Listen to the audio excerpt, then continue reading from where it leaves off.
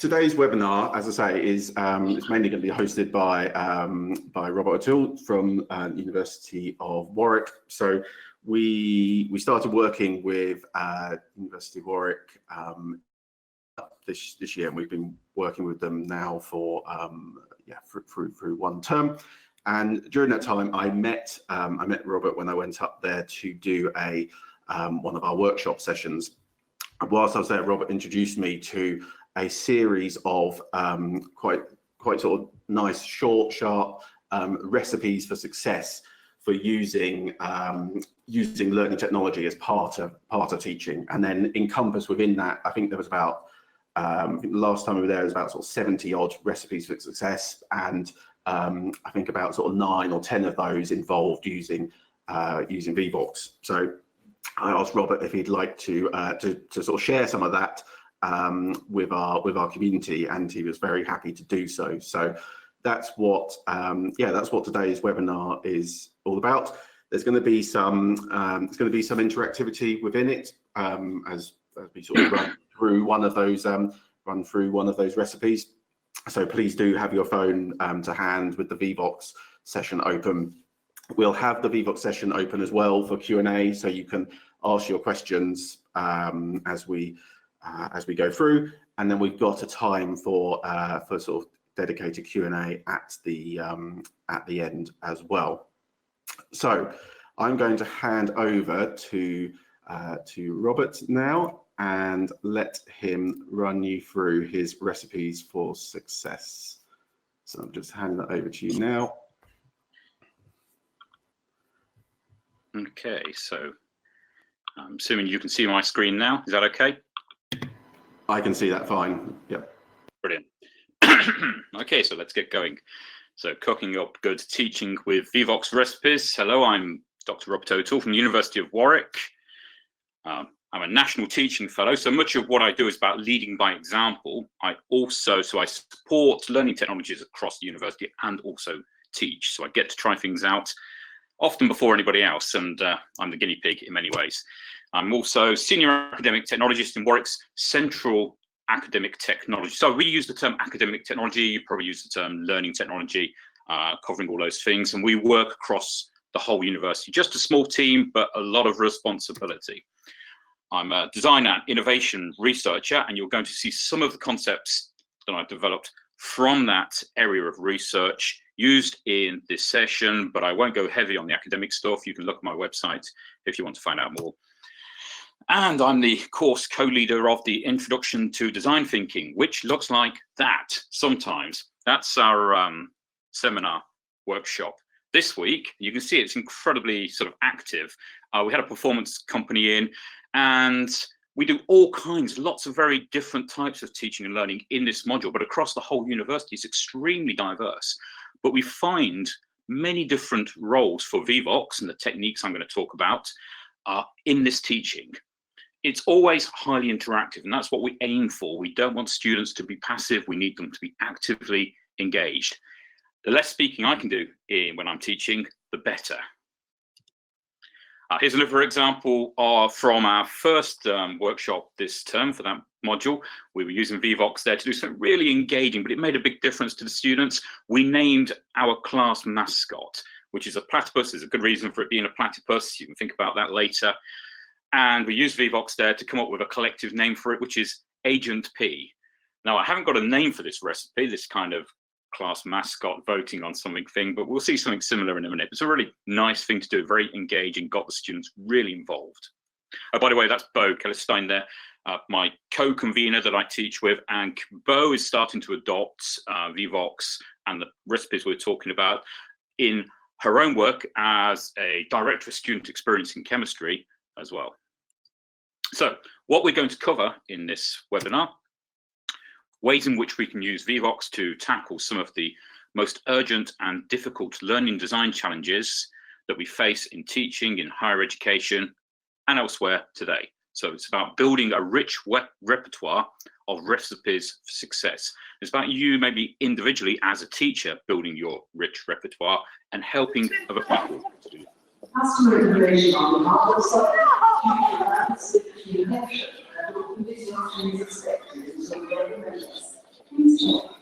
but also how we can use techniques and insights from design and innovation research to spread good practice, even across massive, complex organizations like the University of Warwick.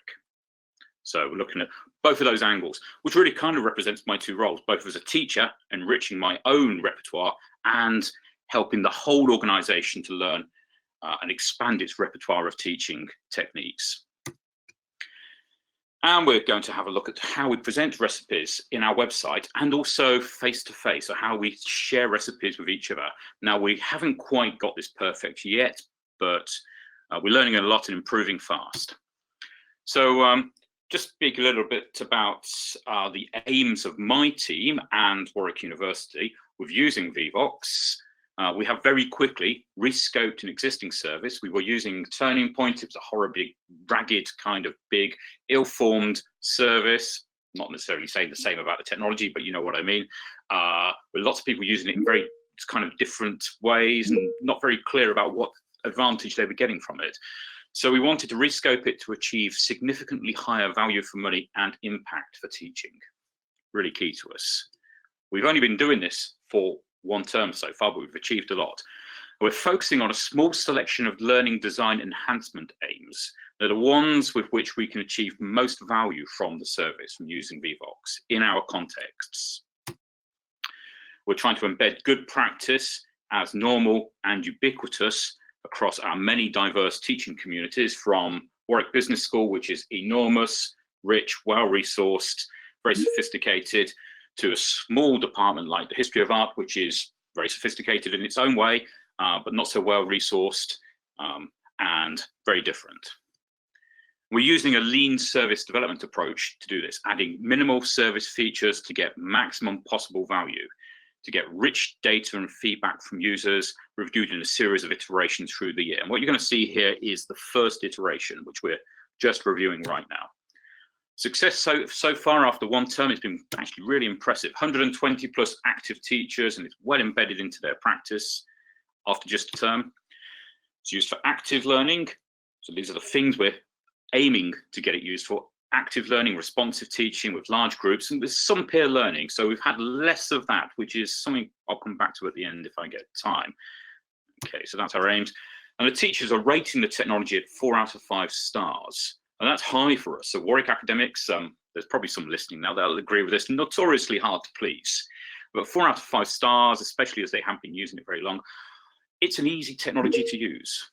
So it's very quick for them to get the technology, to grasp how to use it. It's actually the kind of harder stuff about working out the best ways to use it. So working out how to apply it in their own teaching. And that's what we're all about in this session today. Teachers are rating their confidence with the technology, because it's a good technology and it's easy to use, at 4 out of 5 stars. Considering they haven't been using it for that long, that's quite high. We haven't provided training. We've done a little bit of training, a little bit of one-to-one, a little bit of hand-holding, but on the whole, they've been able to adopt this without too much training. So my first iteration of the lean approach is telling me that actually we were right not to put on loads of training courses.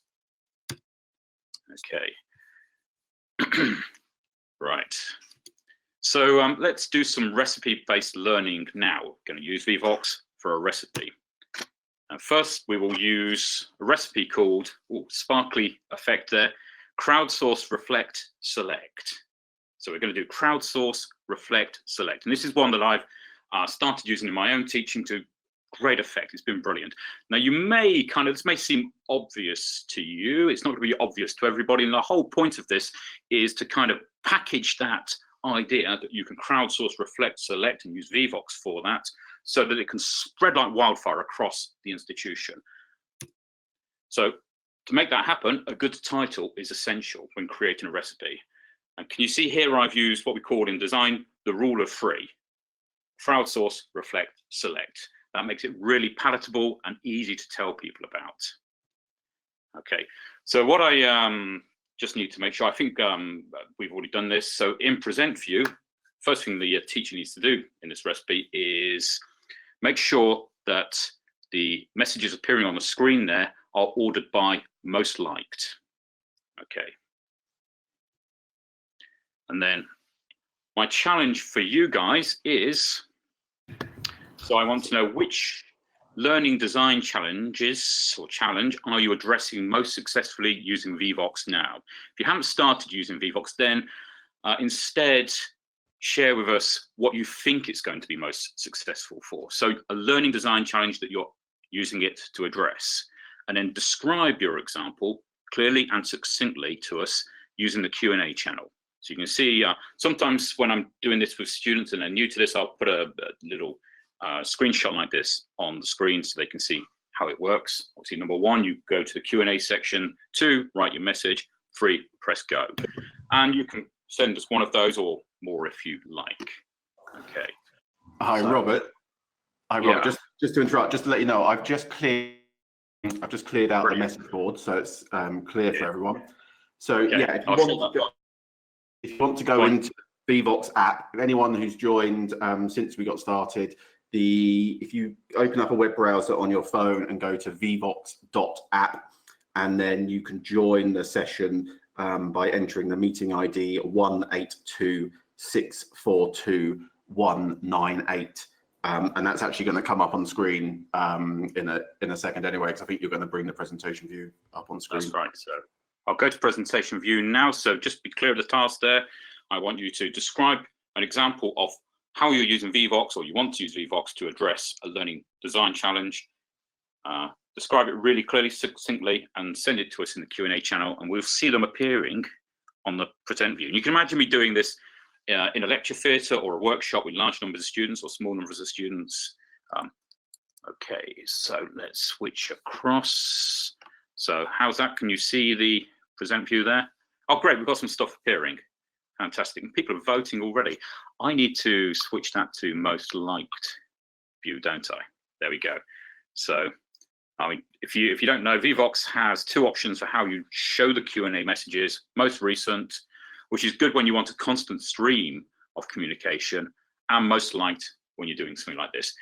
You've probably guessed already that the next thing I'm going to ask you to do is to read through them and like the ones that you think are best.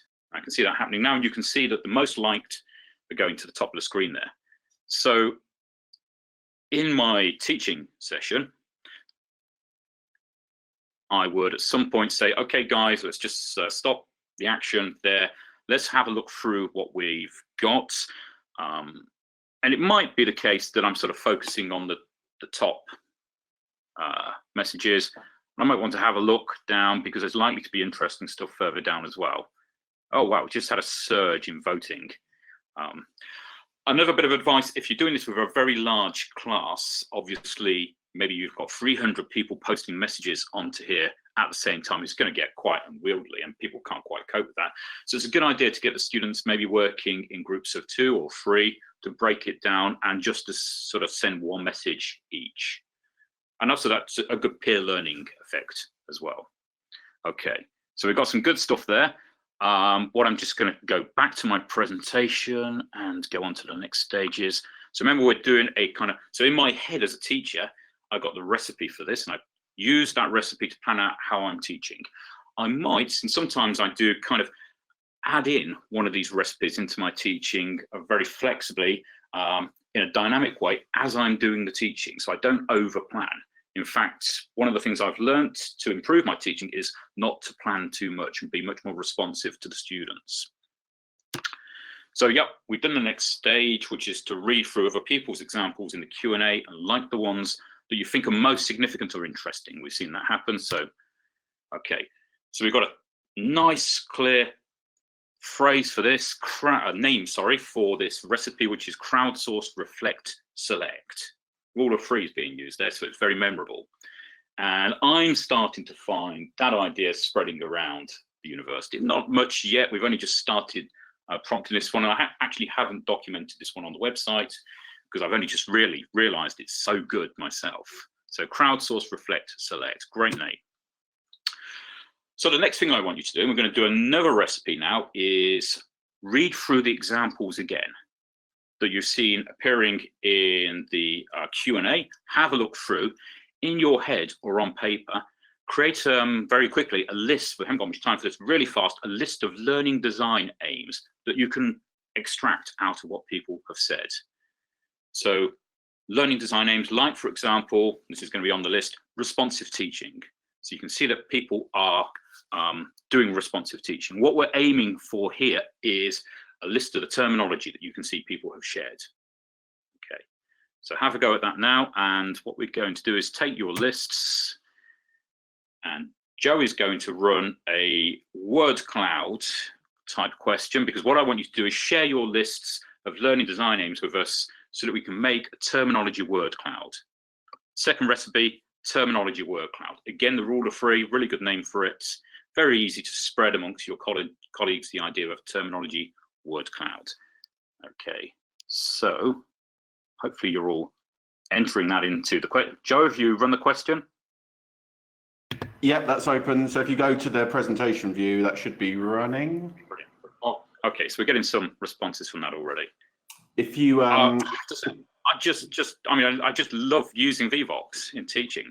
It's just, you know, makes things so. Robert, if you go down to the, if you scroll down to the bottom of the screen, just hit the show results. Okay. Then Yeah, so I just activated it so it's showing the results live. The students really like that. So I've used this in some very big lectures, and it kind of makes them really engaged. By the way, I've only had one rude word in all of the lectures I've done in engineering first year's first week of their course, and it was okay. I have had some people send in writing in Arabic and stuff like that that I didn't understand. I got somebody to interpret for me, which is even, you know, that's really cool. I like that. Okay, so we can see what you're doing here. We're building the terminology word cloud, and these are what I could do is take this word cloud and distribute it to the students later, maybe give them some work to do on it. Or in my teaching, oh, Socratic, very good. I like that. So in my teaching, I can respond to this, perhaps say horses. Would somebody like to explain to me the horses thing? No idea what's going on there. Okay, so you respond to it in a very interactive way. And you can see some of the inclusive, interactive engagement, brilliant stuff. That's what we're after. Okay, so many of those terms on there are the kind of terms that we're trying to get people to think about, know, and be able to implement recipes to achieve in their teaching and learning. Warwick is a very academic-oriented university, research intensive, and so a lot of the terminology to do with teaching and learning isn't quite so embedded and isn't common. Having to do work to make it much more common. Okay, I better move on because we are going through the time fast.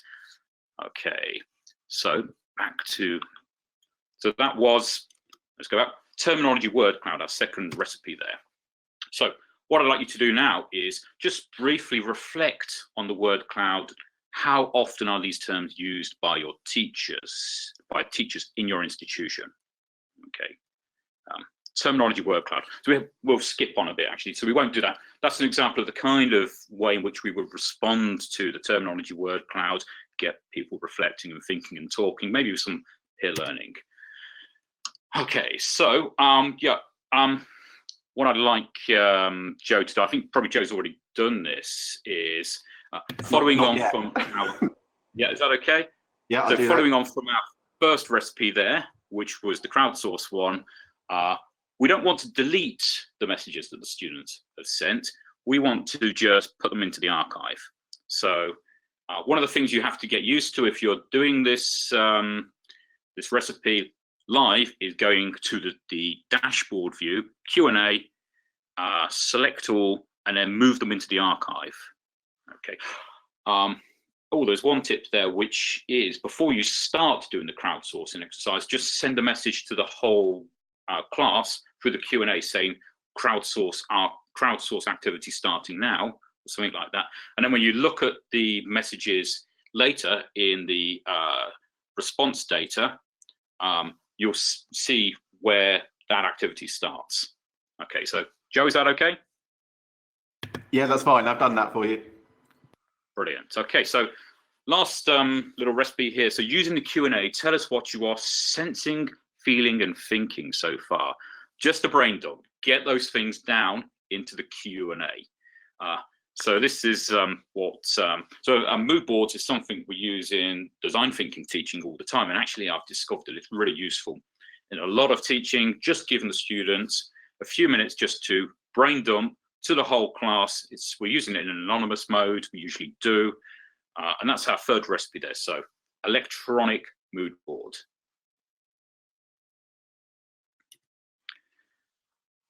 I'll get onto that. That's some mood boards we actually use for real. Let's go back to the, fantastic. So that's some good feedback from food. Yeah, I'm hungry too. Yes, please. Slightly anxious. Okay, that might be, I'm talking too fast. Intrigued. So mood board. So these are thoughts, feelings, sensations. I could have separated them out, but I haven't got much time, so we're just going to do all three together. Time for a gin. Somebody's very happy with that, engaged. So we've got a kind of mood of the group here. That's really good for me as a teacher, really good for the other students. Somebody's posted one about anxiety there. It's good for everybody to share, anxiety. We're feeling like, wow, this is very new. You're introducing something to us really fast here. We're feeling a bit anxious, and it's good for the rest of the students to see that as well. So mood boards is something I've been using for a long time. Going back to the presentation, this is actually from our workshop, Introduction to Design Thinking, the one where we were doing that very performance stuff. We couldn't really do an electronic mood board, but we did a nice bright coloured sort of chalk and blackboard paper mood boards, and it's a really nice thing to do. Okay, so that's right. So let's just recap. Still a fair bit to go through. The recipes we've used so far. So obviously you've seen some useful stuff demonstrated, some of which you might know already, might be obvious, some of which might be new. But on is the form we're using there and the way we do. It's really nicely. So if you can boil down the names of your recipes using something like the rule of 3, crowdsource, reflect, select, that's really memorable, and it spreads fast around an organization. Terminology word cloud, really nice. Electronic mood board. Okay, that's going to spread. Hopefully you guys are going to take those away and start talking about them and using them. Okay, so they are nuggets of learning design that you can add to your repertoire, your own repertoire, and you can help other people add it to their repertoire to enhance the design and implementation of teaching. Nuggets of learning design. You might recognize this idea from elsewhere. So they are essentially what we call design patterns. And you can see the work of Peter Goodyear on design patterns. It's very good. Design patterns is something that came from architecture, town planning, and it's a really powerful technique. So boiling stuff down into these really simple ideas. And the effect is they make your teaching more fluid and responsive because you can reflect upon what you need to do, reflect upon the teaching that you're doing, maybe even as you're doing it, so reflecting in action, and pick out those recipes and use them, adapt them very quickly in response to the students. So remember, one of the things we're aiming for is more responsive teaching. So the teacher thinking all the time about what the students need, and the students thinking all the time about communicating that to the teacher, and the teacher responding in a very responsive way rather than in a very static way. So being more fluid. That's really good. That's kind of gold dust in teaching and learning. Okay, so pause for a minute there. Right. I'm going to show you a really complicated diagram in a second. And it's a diagram about how this fits into the organizational development approach. So developing a whole organization, trying not just to develop individuals, but to build an organizational repertoire and get lots of people going through the process where they are building up their repertoire of recipes or learning design patterns, sharing them with each other, evaluating, creating more, feeding back. Okay. And there's our big, scary, complicated diagram called Growing and Refining Teaching Repertoire Through the Virtuous Circle of Teaching Enhancements. So it's a virtuous circle, hence the angel in the middle, in which we're growing the repertoire of teaching knowledge and recipes, both our own individual, but better still, shared, collective, organizational, at the whole institution level. So people are talking the same language. They have what designers call a pattern language. Starting at, I'll go through this really fast, not too much detail. Bottom right-hand corner, you'd hope you have, we're working on getting this happening more in a more consistent way, practitioners reflecting on their teaching. Better still, practitioners reflecting with students together. Students coming along saying, I did really bad in this, and practitioners, yeah, definitely reflecting a bit there. Continue, bottom right-hand corner, continuing the practice, but reflecting on action and setting goals, identifying what to do next, identifying improvements. Now, in a big, complicated organization where there's a very diverse range of teaching and learning, that can be really difficult for people to do that and work out, what is it that I want to do? They need a rich language. So we're trying to enrich their language, their design language for teaching and learning with terms like responsive teaching, active learning, but also with awareness of the recipes. So at that point, we want them to sort of get those kind of headline ideas. Oh, there's a recipe there that might fit, that might improve things. Moving to the left, so bottom left, they're looking for ideas. The practitioners are searching for ways in which they can meet the challenges they've identified. And that's where having good, simple, shared recipes that can spark their imagination and help them to think, yeah, that might be it. That's where we need to get them employed. So at the moment, you've just seen recipes at a very sort of high level, just the titles and a demonstration, a practical demonstration.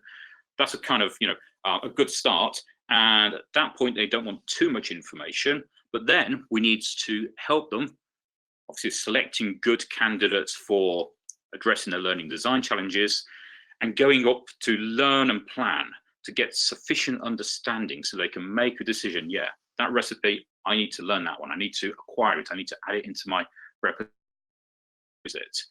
How to use it, how to configure it, how to use it best. So technical knowledge. And then we're helping them to get those recipes into practice. And we provide a lot of technical support, a lot of helping. But it turns out that Vevox is a pretty good technology. So we don't need to do too much hand-holding. They've got the idea of what they want to do. They've matched that to the technology and the patterns of using the technology. And they're actually doing really well in adopting and adapting and creating their teaching and learning and acting, and then going back through the loop. But all the time, we're keeping the dialogue open, trying to spot new recipes, as I've done recently, got 3 new recipes, and add them to the collective knowledge. So that's what we're trying to do. That's our strategy, which I think is starting to work. It's quite hard in a really big, complex, diverse organization, but that's important. So I'm going to just whiz through what this stuff looks like on the web now, and then you can go and explore it on your own. So you can see that when we introduce Vevox on our website there, Vevox Help Guides, top left-hand corner. Fortunately, there's a load of good stuff by Vevox themselves, videos and things. That's really good. That does a lot of our work. There's still quite a lot of explaining to do. What we want to do is cut through the complexity and the noise that we see there. So there's a lot of complexity and give people a really simple, straightforward explanation. You can see we do that by introducing Vevox in a very targeted, clearly scoped way: responsive teaching, peer learning, active learning, large group teaching. On the website, click on those, you get a definition of what those things mean. And then there's very sort of simple, fast explanation of what the technology is and how it works. And then we go further. And this is where the people may be seeing the recipes for the first time, or they may be seeing them in presentations, demonstrations, or learning from each other. And you can see this is an older set of recipes that I've already got onto the website, and I think the titles aren't so good. They're not so punchy, not so catchy, and I haven't managed to use the rule of 3 so effectively. Obviously, you don't have to use the rule of 3 all the time, but it's kind of a nice thing. So that's some of the recipes that we've got for Vevox. There's more of them. This is the set of recipes that are about teaching and learning in class, so enhancing what we do in class with the students. And that might be in class, online, or in physical classrooms. At Warwick, it's mostly physical classrooms. The amount of online stuff is increasing. And a lot of these work in physical space and online. We've just used them online quite effectively. So you can see the kinds of things we're trying to get into people's heads and get those ideas circulating around the university. There's another view onto this where we have the 20 top teaching and learning tasks divided into these 4 categories. And there you can see design and teach in class or online, open that one up, and you can see all of the recipes we've got that cover that. Again, you can see that the titles aren't very punchy. Vevox recipes that come under that category.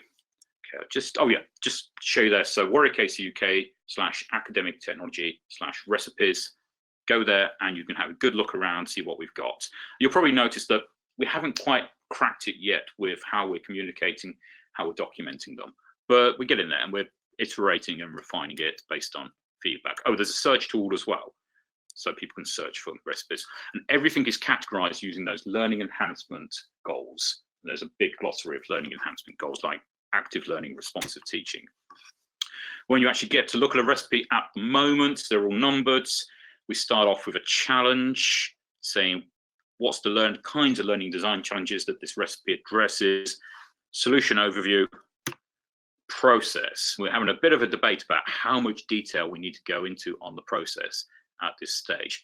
My guess is with Vevox, we don't need to tell people lots of technical details because they can get that themselves. That's good. With other tools, we probably need more technical details and more links to detailed guides to show people how to do stuff.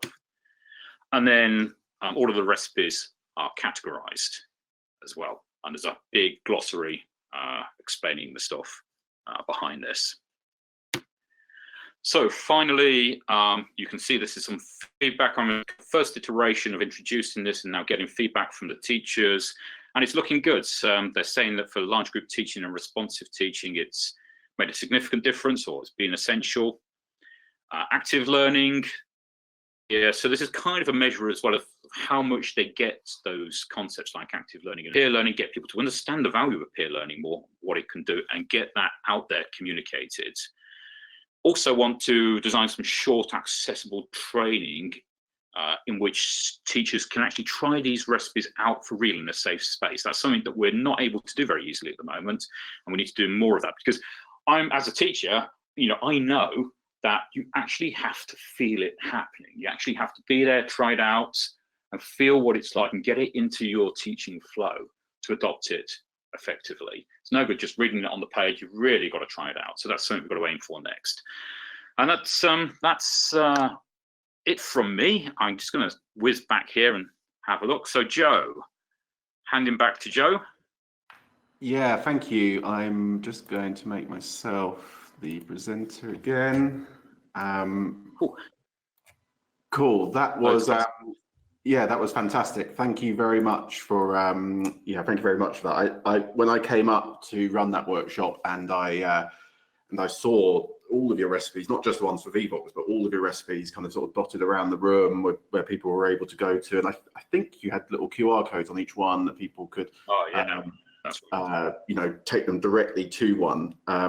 I just thought it was such a fantastic resource, and when you go to your website, and the fact that you can kind of sort of search for different things. If you did want to just search for Vevox, it would just pull up all the recipes for that. Just a brilliant resource. But I really wanted to share that with our community, and also the process that you went through, and also the fact that it's still a work in progress as well. I think that's really nice, to know that it's going to develop.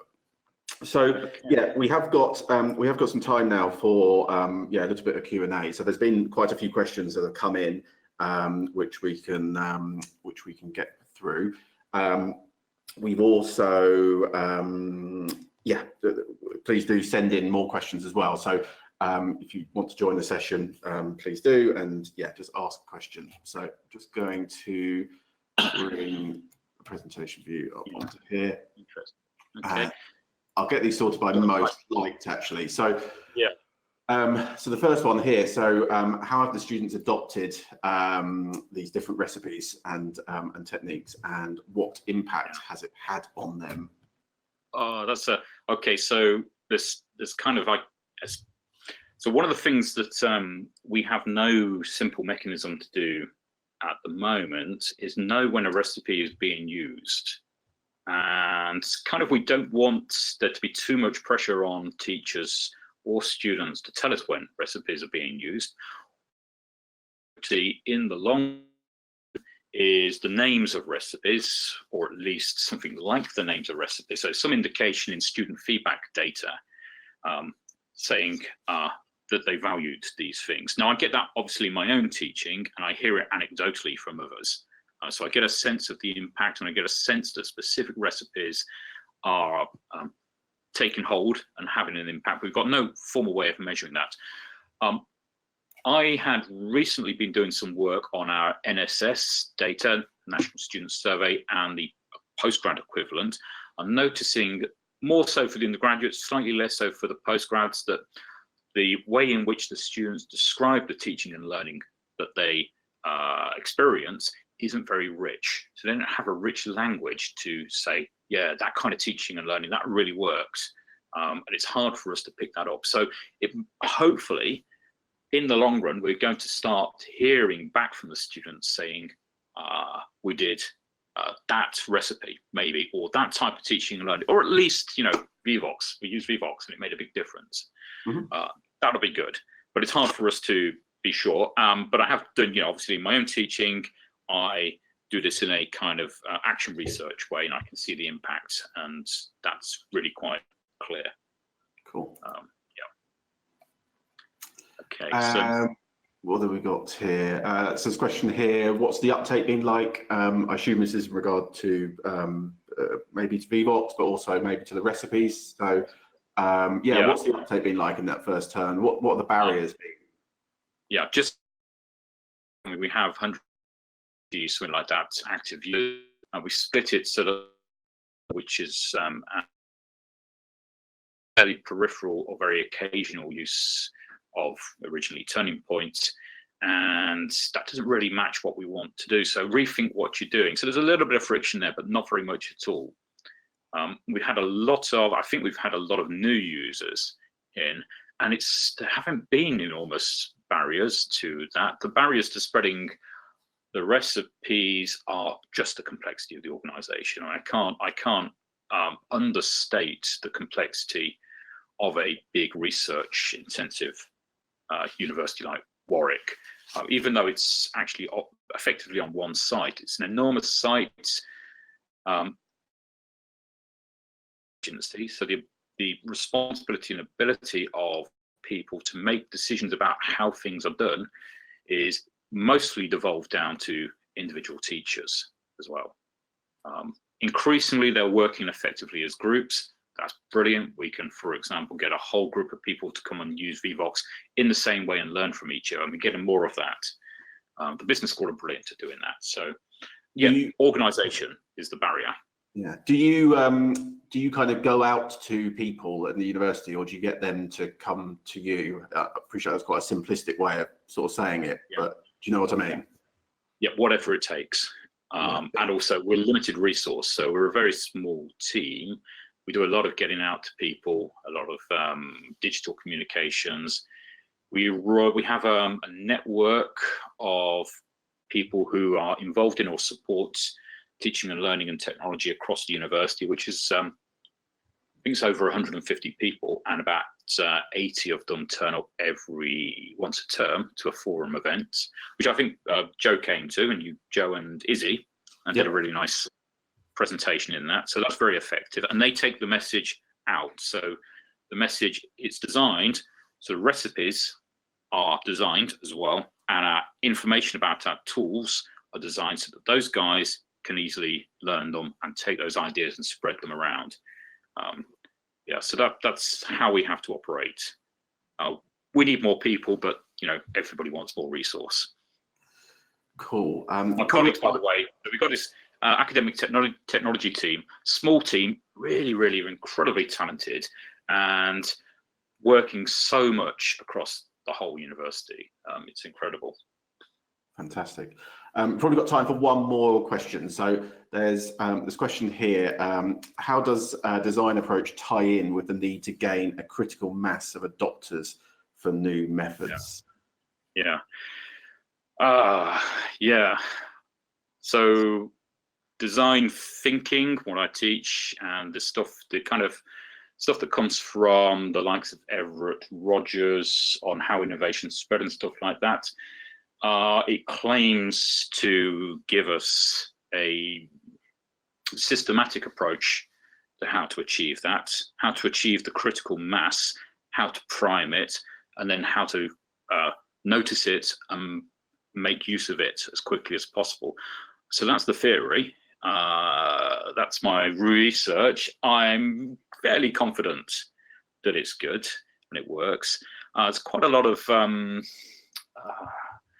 kind of speculative thinking about the psychology of adoption and the psychology of the different people who make up the critical mass as well. But the critical mass, we will never achieve a kind of massive single critical mass in our organization. We kind of like got lots of critical masses and we make joined up bits between them, if you see what I mean. Yeah. Yeah.